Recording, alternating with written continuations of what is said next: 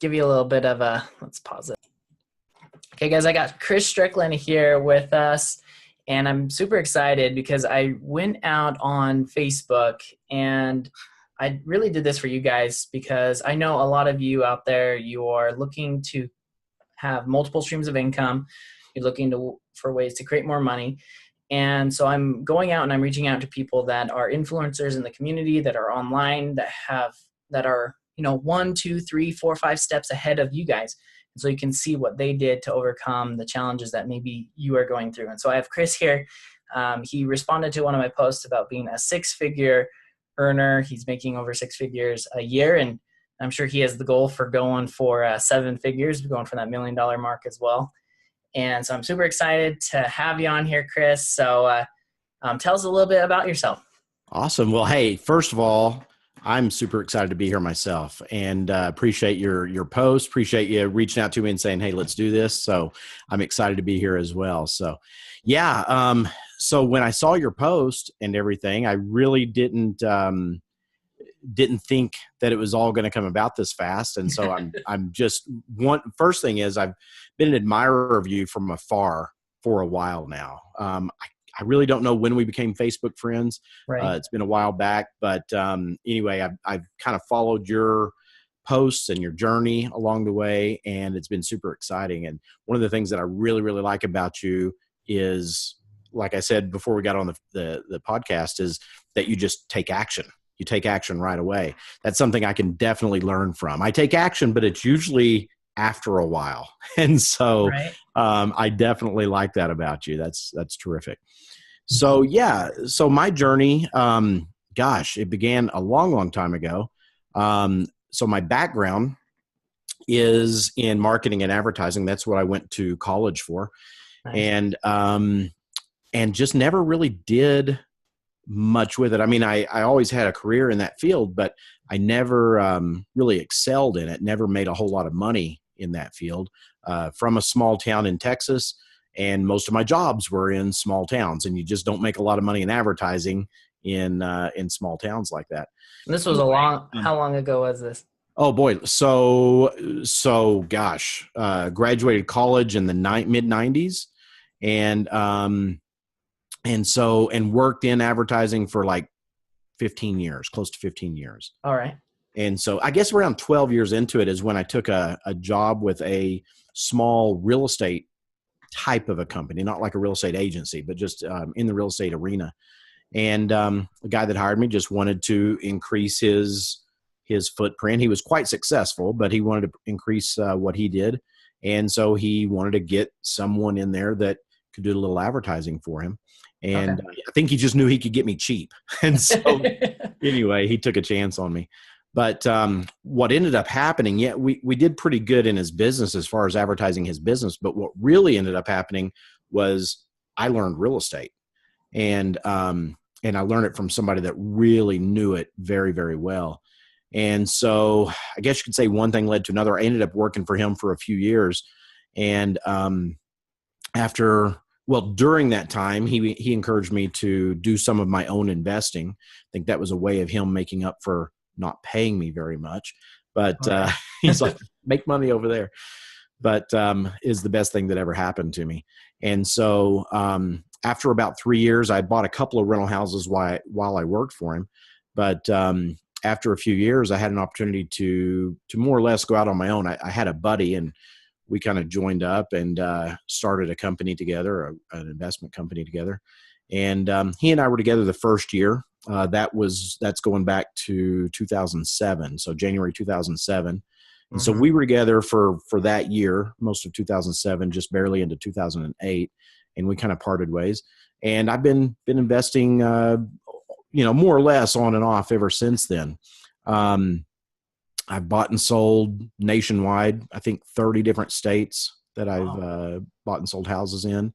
In fact, just signed paperwork just literally before we went on here, just an hour ago, selling a house that we just flipped in or finished flipping in Tulsa, Oklahoma, and bought and sold somewhere in the neighborhood of about 1,600 properties to date. So, wow. And over the last how many years?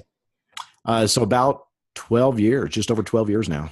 12 years. Wow. So that's a pretty good pace for it's all been flips or It's no variety of different types of real estate deals. So yeah. some wholesaling, some flips, obviously rental properties, lease options, seller financing. I mean, you name it, I've probably done some version of it. Uh-huh. Yeah. Wow, that's awesome. It's been fun. It's been fun. So you were working for this guy and that was your like day job as an advertiser. Correct.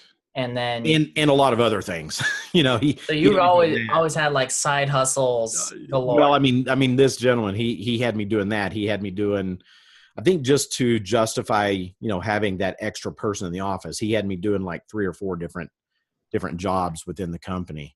But yeah, that was the primary reason that he hired me. Okay. I was the bill collector, the person when some of his tenants wouldn't pay, I was the one that went out and tried to get them to pay and things like that. Just a variety of things. So.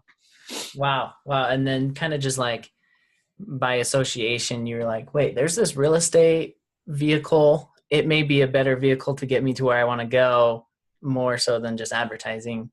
Oh, much more so. Uh-huh. At the time, you think back 2007. Well, working for him from about 2004 until 2007, obviously the internet was around, but it wasn't in the same form that it is today. Mm-hmm. And so at the time, yeah, it was just so much better, and still is tremendous. But yeah, it was just so much better than like online advertising and things. That was still, I guess, kind of in its infancy. It was around, but it wasn't as big as it is today. So like internet advertising you feel like it's not as lucrative as the actual, like, were you doing like billboards or what kind of advertising were you doing? So yeah, at the time, yeah, we did billboards. We did some of your people following you won't even know what this is, but yellow page advertising. You threw these books at people's houses. I tell you what, it seemed like it. Yeah, we did yellow page advertising all over the country for his business. And I mean, we spent a fortune. Now, while I was with him for those few years is when he transitioned. We made the decision to cut back on that yellow page. I mean, he was spending tens of thousands of dollars a year on yellow page advertising. And that's, of course, when it was dying out. So we started transitioning into some online, back then it was more like SEO, putting a lot of money into search all engine Google, optimization. right? It was all Google back in the day. Yeah, exactly. Yeah. Yep. And so you saw this vehicle of real estate. I mean, did you try to, I mean, with the advertising, you were kind of like a freelancer, like just working for yourself, right? It wasn't like a 9-to-5 job that you had before. No, it was a 9-to-5 with him. And then even the jobs before I went to work for him were 9-to-5s. Yeah. It was just, I worked in the telecom industry, with some small, just local type telephone companies, an oil, again, being from Texas, one of the companies that I worked for was in the oil industry. And so it was a variety of industries, but it was all 9-to-5 day jobs when I was doing that. I did a little bit of consulting. I had a couple of friends that were starting to venture off and do their own thing. And so a couple of them, I hesitate to say hired me. They paid me a few peanuts, but they got my, I guess, advice on some basic advertising for themselves, but it was mostly the 9-to-5 stuff. Okay. And so you're way out of the 9-to-5. I mean, do you still work a 9-to-5? No. Or is it all the real estate now? Well, it's a variety of things now. Real estate's paying the bills. Uh-huh. But I kind of like you indicated before we got on, I've got a variety of interests and things. Uh-huh. And so, I'm doing a lot of things. One of the other primary things I do right now is coach real estate investing. Oh, and nice. So, yeah, that's fun. And I travel all over the country for that. In fact, about to hit on a plane, what's tomorrow? No, a couple of days from now, and head out to Orlando. And just got back yesterday from Greensboro, North Carolina. And so I'm gone several weeks a year, probably 40 some odd weeks a year teaching real estate investing as well. Wow. And then I've got online businesses that are just in the startup phase. I've got about 5 different businesses that I'm in the process of kind of nurturing right now. But again, real estate's paying the bills. So it was a pretty seamless transition from doing the advertising, and then you started doing some real estate on the side. When did it become like, oh, I can just like do real estate full time? That's a great question, because it really, I guess in the back of my mind, there was always the desire, but the desire to work for myself and, be independent and not have to have that day job and all that. Yeah. But to be honest with you, I don't know that I ever really thought that it was possible. It was about 6 months into it, doing it. I call it full time, but it was really just part time. But once my buddy and I started the investment business, about 6 months into that, so this is going back to like June 2007, is when my boss, my mentor, came to me and said, "Hey, how much are you guys making these days?" and so I told him, and he said, "So why are you still working for me?" And that's really the first moment where I thought, I don't have to work for someone, and so it really wasn't even me. Again, there was probably that desire in the back of my head, but I don't know that I ever would have, climbed out of the nest, so to speak, if he hadn't asked me that question. And so 3 weeks after he asked that question, I was unemployed. I wasn't working for him anymore. And so, yeah, he cut the cord. It was it. Next thing you know, you're out on your own. That's right. Looking back on it, he's probably just finding a way to get rid of me. I'm not sure, but like, can we cut our payroll somewhere? Oh, yeah, Chris, I know you don't have a job. Why? That's exactly right. So, but it worked out. It worked out really well. Again, my partner and I were together for about a year, and I've been on my own, for several years after that. My brother and I, we partnered these days on almost everything. And so the deal that we just closed today was my brother and I, and a third partner, as a matter of fact. And, but mostly it's my brother and I doing deals. We went and looked at a house here in Utah earlier this afternoon, or I did, and we're going to put an offer in on it tomorrow. We've got another one closing in a couple of weeks. I mean, we've got a lot of deals in the pipeline. So real estate, again, it's the bread and butter. It's what's paying the bills, and it's what's just been able to provide a life for me that, first of all, I had never dreamed of, and secondly, that makes it possible for me to do all these other things, follow all these other interests that I have. Definitely, because now you're able to start, I don't know, these side businesses, these 5 other streams of income that you have. That's right. They're like maybe just trickles, but you can actually put a little more attention on them because you like have this big stream coming. Absolutely. And it gives you all the time and all the freedom. Absolutely. And that's exactly what the intention is to really throw some of my focus that way. Now that real estate is, more or less handling itself, is definitely to throw some of my attention that way. Yeah, absolutely. And you definitely have to have like an automated system to be able to get to that point, right? Because you can't be out there swinging the hammer yourself. Oh, goodness, no.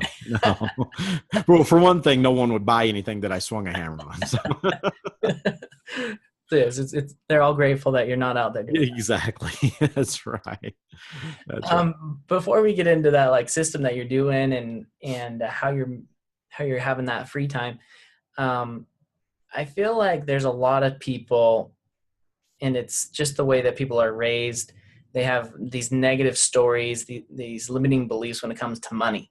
And really they feel like, if I could just get to 6 figures, or if I can just make more money, but then they actually are like tearing themselves down. And it seems to me like you didn't really have that, or did you have some kind of like mental block that you had to switch to be able to get to that 6 figure and to where you're at now?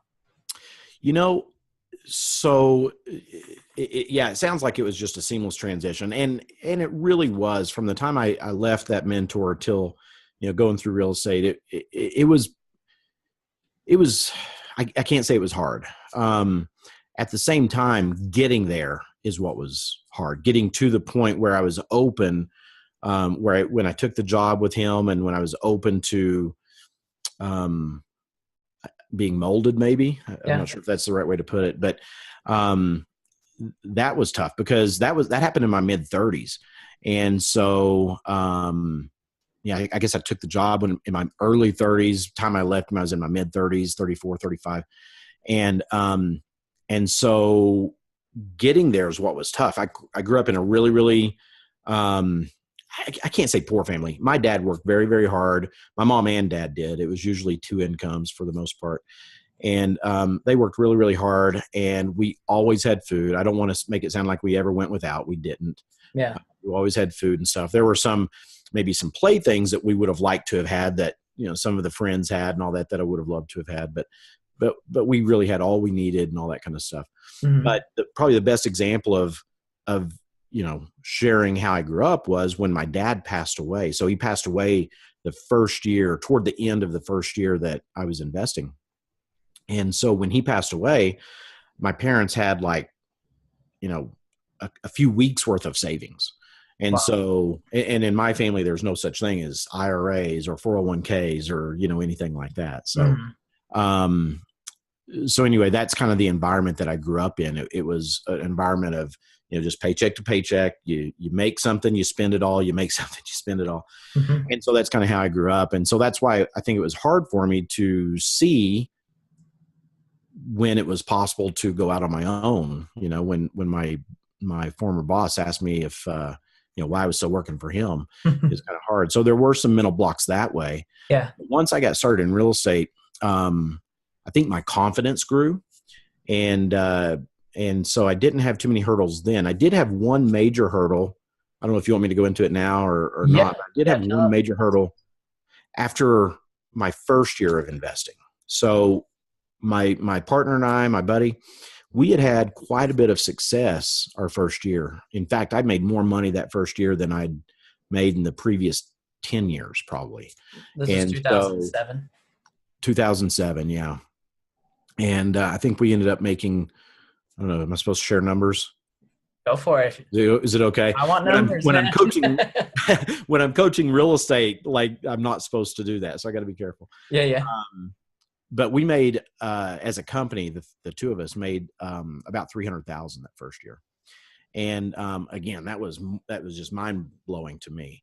Yeah. And so, because I think previous to that, the most I'd ever made was around $40,000 in a year, and which was a really good year for me. And so, so moving from that to 300 for the two of us was just amazing. At the end of that year, when he and I parted ways, I was more or less the back office, and he was the front man. He's the one that he was really personable, and people took to him really well and all that kind of stuff. And I was perfectly content being behind the scenes. And so when the two of us parted ways, I kind of felt like, well, that was fun. I guess I'll have to go get another job now. Yeah. Because I didn't feel comfortable or confident, going out and rounding up the business and all that type stuff. Mm-hmm. And so there were a couple of months there after he left that I really thought that. I really thought, well, that's it. That's all the business. And then a couple of things happened. I ended up going to a real estate investment club, and I thought, okay, last ditch effort, and I went to this club. I'd printed up some flyers. It was the first time I'd ever been to a club. Printed up some flyers, and I go to this club and I'm passing them out. I'm not a member of the club. Okay. I'm just there, first time, paid my dues as a guest or whatever, $20, whatever it was.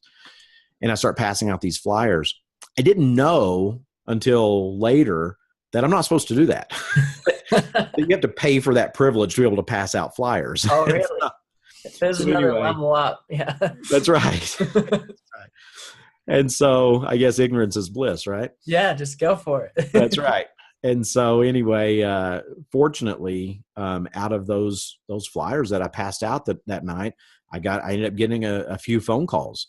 And because what I was doing at the time was buying packages of properties out of state, that banks were selling. Of course, this, again, going back to 2007, 8, 9, when the banks were just trying to throw properties away. You could get those packages really easy. And you were in a position that you could. Yeah.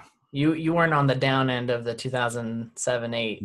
No, I loved 2007 and 8. They were the best years.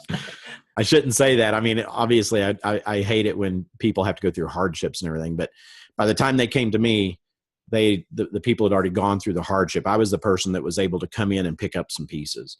Yeah. And so anyway, yeah. So a couple of people ended up calling me off those flyers, and it just clicked, and one thing led to another, and it just took off again. And I realized again that, well, my confidence grew, and I realized that even though I appreciated my partner and we had a great partnership and all that, and we parted on good terms for various reasons, I realized I didn't have to have somebody else to be successful. Right. Yeah. And like all these like limiting beliefs that you've just like slowly been knocking down over the years. First off of like, wait, I don't actually need a 9-to-5 job. Yeah. And then wait a second, I can actually like do this on my own. Like I don't need a partner. Yeah. Sounds like those were really like liberating for you to be able to take your, to that next level of your life and the finances and the growth. Very much so. Very, very liberating. Yes. It's a great way to put it. I've never really thought about it that way, but yes, absolutely. It's interesting. And I talk about this on my podcast. The stories that we tell ourselves are really what are preventing us from moving forward. And so we just need to replace that story with a new story of, you know what, I can do this on my own, or, you know what, I actually can totally survive without a 9-to-5 job. And that's awesome to be able to kind of relive that with you. Yeah. So have you, like in real estate, I've done a couple of real estate deals myself, and I'm sure a lot of the people on the podcast have heard horror stories of real estate. There are some out there. There are. I have, anyway, but have you ever like lost like quite a substantial amount of money on a deal? You had to ask that question, right? Yeah. And so like, did you, because it sounds, I mean, for me, it sounds like you've just been walking this perfect path of. That's right. Yeah. Everything's been perfect. Yeah. This golden way to get to where you're at now. And there's really only been like mental challenges. There's no been like financial challenges or. No, tell us about this and how did you get through it? Awesome. Yeah. So no, there've definitely been the physical challenges, the business challenges and ups and downs and things like that. At one point, to be honest with you, I just got tired of real estate. And so I liked real estate. I just got tired of the mechanics of it. I guess you could say. Mm-hmm. And so that's when I ended up finding this coaching company. I actually studied and almost became certified as a life coach. Almost. Okay. And so I didn't know you could get certified to be a life coach. I thought you just like, I'm a life coach. I think that's probably the smarter way to do it. I paid a whole bunch of money to almost get certified and then just didn't do it. But I realized I suck as a life coach. And so I can't tell anybody how to live their life, and I certainly can't hold them to it. So, but I do know a little bit about real estate. I don't know anything about life. I know a little bit about real estate. And so I thought when that didn't work out, or when I decided I wouldn't be any good at it, I started seeking out other things. And I found this coaching company, a real estate coaching company. And I thought, hey, I do know something about that. So went over, talked to them, and started coaching for them in the office for a little while, just answering phones, answering kind of a hotline, people that had questions, clients that had questions and whatnot. Because you knew the answers. What's that? You knew the answers to those people that were calling. Well, hopefully, I at least knew what direction to point them, right? Right. I wouldn't know all the answers, but I knew the direction. And so, anyway, so I did that for a short time, maybe a year or so.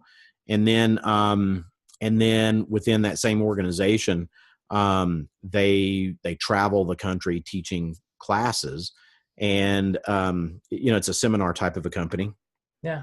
And by the time you go through certain steps in the seminar process, you get to a person like me that just shows you how to do it. And so that's kind of what I do now for them a little bit. I'm not in an office and all that. In fact, when the guy hired me to go in the office, he's like, "Hey, you've been working for yourself for a little while now. Are you sure you're going to be okay coming in and punching a clock and, sitting on the phone for hours a day and all that?" So, "Oh yeah, no problem. No problem." Well, after about a year, I was like, I can't do it anymore. No more. It was fun. I really enjoy the thinking on your feet, because you never know what's coming on the next call, right? You never know what the question is or all that. So you got to be ready. Yeah. So I love that aspect of it. But anyway, so I now just go out as a contractor. I'm not employed by the company, but I go out as a contractor to teach these classes for them all around the country. And I just absolutely love it. I really do. It's so much fun for me. And it gets me out, to go somewhere else every year or every week. I mean, and I think I've taught in, I think I added up, it's like 43 different states, plus Puerto Rico, plus Australia, New Zealand, Singapore, just all over the place. Wow. You've been traveling. It's been fun. Now, I just had to buy a new suitcase today because I finally ripped the handle off of my old one. I was trying to nurse it along and it finally gave out on me. But anyway, so it's been fun. And so I've got a lot of other things going on. Like I do love the coaching and all that. I don't even remember what your question was, Cody. Oh, the challenges. The biggest challenge, like if you lost a lot of money, or the biggest challenge that you had, and how you got through it. Because a lot of times people try up a new gig and they try real estate and then they lose 20,000, or they completely fell at business. And like, how did you get through the failure? It's a great question. So with that background that I just shared, so that we know that that's not a waste of time, what I just said. Yes, it's foundational for the answer. As the backdrop. Yeah. I've lost money. And one of the things that I tell my real estate coaching clients when I go out and teach is that, as a real estate coach, I can't promise you that you're going to go out and you're just going to light the world on fire and you're going to make all this money. It's just impossible for me to tell them that, because I don't know them. I don't know how hard they're going to work. I don't know how ambitious they are. I don't know how persistent they're going to be, or if they're going to give up or whatever. Right. And so what I tell them, and it always gets a reaction, and that is, I can only make you one promise, and that is, you're going to screw something up. You are going to make a mistake, right? And you're going to do things wrong. Now, in what I teach them, we make sure that we put some safety clauses in our contracts when we make offers on properties, so that with the part that I'm teaching them, it's nearly impossible for them to lose a dime. Right. That being said, I tell them you're going to make mistakes. You're going to wish you'd gotten on the phone and said something different than what you said, And so, I've lost money. I've made mistakes. They're going to make mistakes. I'm sure you have, and probably a lot of your listeners have. But the reality is, if you can come to grips with the fact that you're going to make a mistake, you are a lot more likely to just say, okay, I'm going to make a mistake. Let's do it. Let's get it out of the way. Right. And let's move on to something else. So I've lost some money, but when I lost money, fortunately, it wasn't my first few deals. And so fortunately, by the time those financial mistakes did come along, I'd already made money, already knew how to do things. And so it wasn't a negative learning experience. I didn't like losing money, obviously, but it was a positive learning experience. I'm sure you've heard the term fail forward. Yeah. It was very much that way for me. Now, had I, and this is just a warning for everybody listening, had I lost money on my first deal, I don't know that I would have picked myself back up and moved forward. And so if anybody's listening and you have lost money on your first deal, whether it's real estate or anything else, then all I can say is treat it like it was your 100th deal that you lost money on, and that you can be successful at it, that you can do it, and just pick yourself back up and do it, whether it's your first deal or your 99th deal. And so luckily for me, because of my mentality, my background and everything, my maybe my lack of self-confidence back in the day, luckily it wasn't my first deal, and I was able to keep moving forward with it. And I feel like a lot of people, whatever their goal is or whatever they're shooting for, they hesitate because they know that the pain is going to be there eventually. And so I really liked how you said that, and I want to emphasize that to the listeners is like, if you can just accept the fact that it's going to suck, just accept the fact that you are going to make a mistake and you can get over it before it actually happens, you'll be able to start taking that little bit of action to get the ball rolling, to then keep the momentum going. Absolutely. Which I love that. I love that. So for you, what is your next step? What are you going? I mean, like, have you hit 7 figures in a year? Yes. You have. Yes. Okay. So, I mean, Yep. that's but awesome. I haven't maintained it. So okay. that's like probably that's my next step, is to get there and maintain it. Right. Okay. So definitely want to get there. And then once I maintain that, then, obviously 8, 9, let's keep the momentum going. Yeah. Go for the Billy killer. Billy. There you go. There you go. That's right. So for you, like, what are your, I feel like a lot of people, they think if they can just make $1 million, if they can just make 6 figures, like, life will be dandy. And I say this multiple times on the podcast, is once you make 6 figures, and I'm sure once you make 7 figures, you'll find out the money doesn't go as far as you think it might. Yeah. So it's a booster though. It's a confidence booster, probably more than anything. Yeah, the money, 6 figures is great. From where I was to that 6 figure, that first step was a big step for me. And so, from 40,000 to 300 between my partner and I, that was huge. Mm-hmm. And I'm sure that, for other people, that'll be a big step as well. But like you said, it's very easy to spend it too. And it's not always just on doodads, as Robert Kiyosaki says, but it's just on life in general. I mean, you like to take trips. You like to, for me at least, I love probably the most fun that I have with the money that I make is in giving it to other people, whether that's my family or anyone else. Yeah. And so I just absolutely love that. And it's very easy to give a lot of money away very quickly. Yeah. And so just wire it, one transfer, you're like, wait, where did it all go? Yeah, exactly. Exactly right. So, yeah, that's absolutely true. But to me, it's become the challenge of it. Right. And, even more than the making of the money. And, so I just really enjoy that. I just look forward to the next challenge for sure. I've got a few things in the works.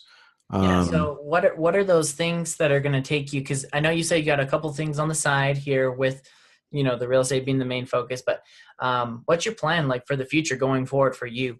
Yeah. So in the somewhat near future, so my next real estate related goal, I guess, is apartment buildings. I've never done apartment buildings. The most I've ever purchased is an 8-plex out in Atlanta. And so I'm ready to, I've had several rentals over the years, but I'm ready to get something that is going to truly create wealth. And so, because it's one thing when you just flip a house or, do a wholesale deal or whatever, is once you've done it, you got to start all over again, finding the next one. Right. Mm-hmm. And that's great, that you can make a whole lot of money doing that, but it's just it's a job. It's a glorified job. Yeah. And granted, I don't have to clock in, but if I don't go to work, then, it's hard to make that money. And so I'm ready to get out of the job part of things. Yeah. And move into more of the investor side of things. I've done that a little bit, but I'm ready for that to take over. And so I'm looking at apartment buildings, storage, self-storage facilities, things like that. We've been analyzing a few, haven't pulled the trigger on any yet, but that's the next step, I think, for us in real estate, in addition to continuing to do everything else that we're already doing. Yeah. You don't want to cut off a stream of income just because you're going for another one. That's right. ridiculous, right? Exactly. That's right. Yeah, and I always tell people first stream of income has got to be something related to sales. And if you can learn how to sell, and that's exactly what you're doing, you're selling the contracts, you're selling people on getting you money. I'm sure you're selling on the flipping and all that. But the problem with sales is as great it is because you can make such high margins and the commissions and be paid on your effort and not just your time, is it's literally you're starting over at the beginning of every single contract or every single, as soon as you close the deal, you're like, oh, great, now I have to go get another one. Every time. Yeah. Yeah. So I love that you're going for the recurring. Yeah, I'm ready to do that, but I just want to touch on something with the sales for just a second, because I know you teach that a lot, and I love that. I've never looked at myself as a salesperson, whatever. But it is, and I remember back in my marketing classes, they always say you're a salesman, you're selling yourself, you're selling your company, whatever. And that's so true. I guess I've never looked at it that way, but it is very true. And just happened to me this afternoon when I was out analyzing this property. Somebody called us on a postcard that we had sent out, and she really, really needs to sell her house. And after I'd looked over the house and started talking business with her and everything, she says the reason I called you guys is because, and the postcard had my brother's phone number, so she talked to him first, and then when he couldn't go out when she needed him to, then I went out. And so she talked to him, talked to me, and she said, I just really, really feel comfortable with y'all. And she just said, because I've called several people. I've gotten a lot of these postcards. I've called several other people. She said, but all of them are short with me. All of them are not, real estate tends to be a man's world, the investment side. It has that reputation, I should say. I know some women that are killing it in real estate investing, so I don't mean to say that it's only a man's world. But it does have that image, I guess. And she made that comment. She's like, I think they're probably trying to take advantage of me because I'm a woman and all this kind of stuff. And I can see that because I have seen that in the past. Right. But her point is that we just come across as likable. And hopefully that comes through in my sales, whether it's on a real estate deal or anything else that I'm doing. It's because I'm not out there to make a fortune on any one person, but I just want to help them. I want it to be a true win-win for them and us. Obviously, it's how we pay the bills, how we provide for our families, but sales is creating those win-win relationships. And when somebody feels that they can trust you, know, like, and trust you and everything, then it just makes all the difference in the world. And so I left there knowing that if we can get anywhere close to the number that she needs, we've got that deal over anybody else that has talked to her. Yeah. And so anyway, just touching on what you said there about sales, because it's so true. You've got a sale, but at the same time, if you can set up for residual, then you're still selling. It's just a different audience, right? Different. Yeah. You use the sales and then you sell and you get paid multiple times on it. That's the ultimate goal. Absolutely. But yeah, sales for some reason has got this huge bad rap of like, you have to be unethical. You have to lie. You kind of have to be pushy. And it's like, really, honestly, like those people that do that are unethical, they know that they're unethical. And so they don't last very long, which is nice, but they also give it a bad rap for the rest of the other people. But if you are ethical and you are nice and you actually look for those win-wins, it's really easy to stand out in sales.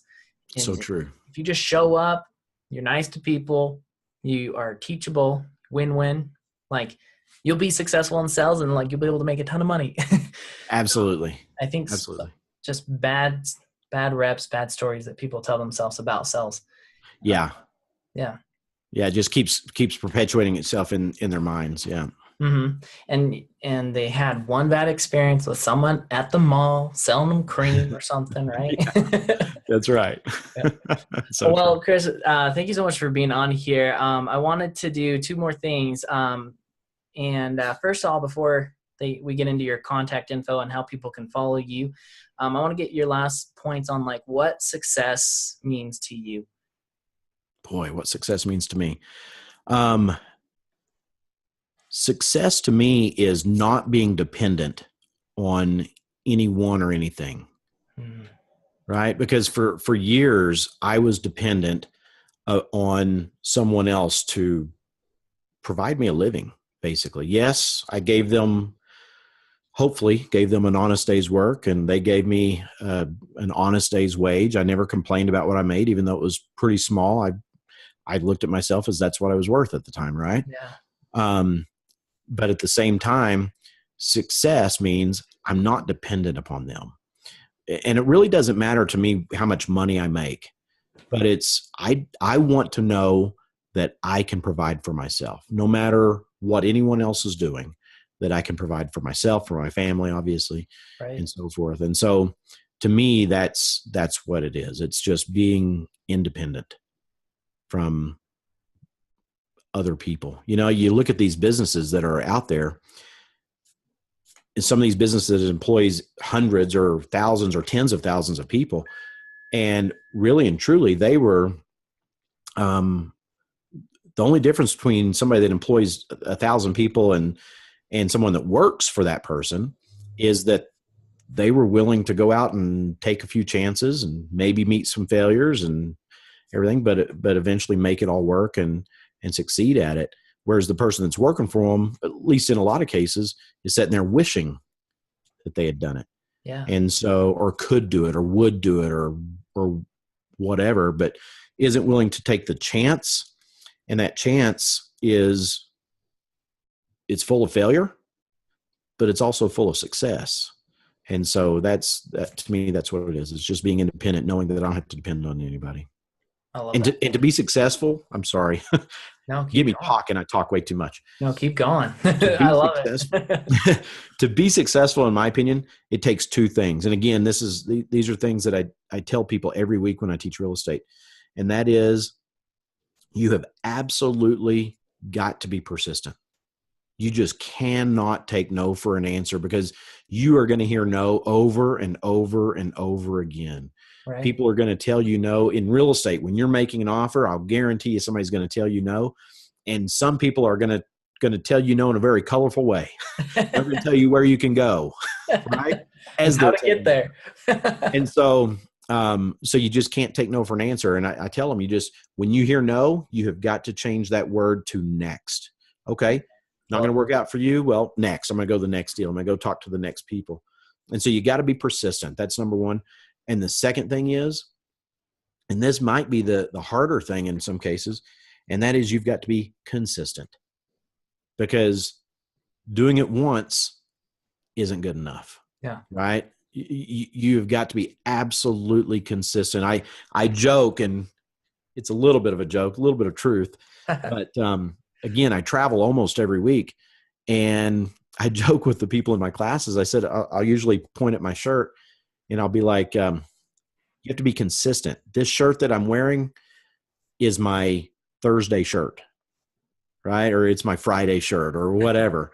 And I just tease them a little bit, saying I'm so consistent that I wear the exact same shirt every Friday, exact same shirt every Thursday. Now, that's not necessarily true, but the point is that, to me, success is being independent. But to get to success, you've got to be consistent. You've almost got to be boring. You've got to have a schedule and stick to it. Now, that schedule might be different every week, or it might be the exact same every week. Mm-hmm. But you better make a schedule. You better make a plan, and you had better stick to it. I know a lot of people that make plans and don't stick to it. And then I know a lot of people that don't even get to the point of making a plan.